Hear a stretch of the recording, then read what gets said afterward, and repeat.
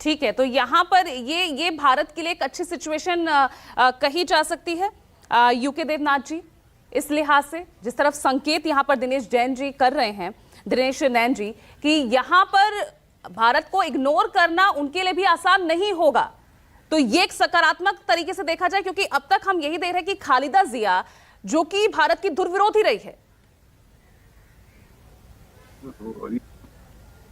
जी हाँ, उभय पक्ष, जहां तक भारत की बात है, भारत सरकार ने ये काफी अब उजागर कर दिया है कि शेख हसीना को फिलहाल भारत में परमानेंट शरण नहीं मिलेगा और उन्हें भारत से किसी दूसरे देश में जाना पड़ेगा। भारत सरकार काफी प्रैग्मेटिक है और भारत का राष्ट्रहित इसमें है कि हम फिलहाल बांग्लादेश में जो लाइकली सरकार बनने वाली है, चाहे वो केयरटेकर सरकार हो, अंतरिम सरकार हो, या बाद में इलेक्शन के बाद जब परमानेंट सरकार बनेगी, हम उनको नाराज करना नहीं चाहते हैं। यही चीज मोरलेस बांग्लादेश पर भी लागू होती है। देखिए, बांग्लादेश तो चारों तरफ से भारत से ही घिरा हुआ है और बांग्लादेश के साथ भारत का ट्रेड, व्यापार और कल्चरल रिलेशनशिप जो है बहुत ही मजबूत है। पूरा का पूरा वेस्ट बंगाल का 2000 किलोमीटर का एरिया, पूरा का पूरा मेघालय का 450 किलोमीटर का एरिया, असम, उधर त्रिपुरा, सब जगह बॉर्डर के उस तरफ और ट्रेड और तिजारत होती है। तो बांग्लादेश में जितनी रॉ मटेरियल्स की जरूरत पड़ती है, ज्यादातर वो भारत से ही आयात करते हैं। बांग्लादेश में चमड़ा उद्योग बहुत ज्यादा मजबूत है, तो वहां बांग्लादेश में जितना चमड़ा की जरूरत करीबन 100% भारत से ही जाता है। और बांग्लादेश की जितनी इंडस्ट्रियल नीड्स होती हैं, स्पेशली जो मैकेनिकल गुड्स हैं, इलेक्ट्रॉनिक गुड्स हैं, वो भारत से ही जाती हैं।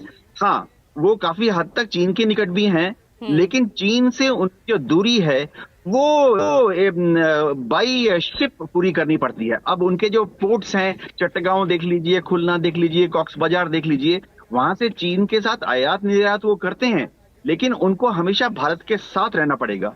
एक और चीज, बांग्लादेश हमेशा भारत के साथ इसलिए चलना चाहेगा क्योंकि भारत कोशिश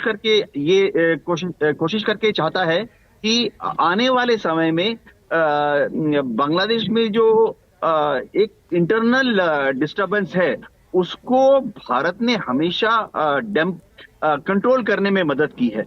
चाहे शेख हसीना हो या अभी बाद में अगर बीएन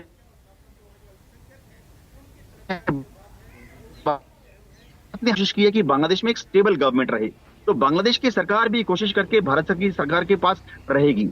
देखिए, दोनों देशों के बीच में जो कल्चरल संबंध है, खास तौर से पश्चिम बंगाल के लोगों में और बांग्लादेश के लोगों में, वो इतना ज्यादा मजबूत है।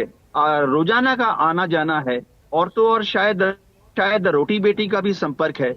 काफी बड़ी तादाद में जो वहां पर हिंदू रहते हैं बांग्लादेश में, उनको वहां माइनॉरिटी माना जाता है, उनका संपर्क ज्यादातर पश्चिम बंगाल के साथ है।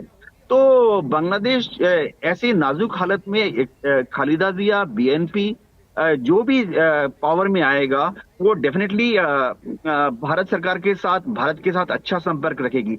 चाहे इसके लिए उन्हें जमात इस्लामी को और दूसरे जो उग्रवादी संगठन है, जो बांग्लादेश तबलीगी जमात, इन सब के साथ वो भारत के साथ ही मिलकर चलेंगी। जी ठीक।